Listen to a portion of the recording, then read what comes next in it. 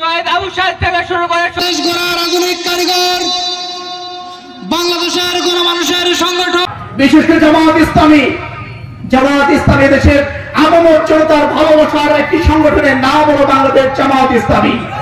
এই জামাত ইসলামী শীর্ষ নেতৃবৃন্দের বিরুদ্ধে মিথ্যা অভিযোগ এনে মিথ্যা সাক্ষ্য দিয়ে বিচারকদের ঘাড়ে বন্দুক ঠেকিয়ে তারা একটি অবৈধ রায় দিয়ে আমাদের নেতৃবৃন্দকে ফাঁসির কাস্টে ঝুলিয়ে তাদেরকে শহীদ করেছিল।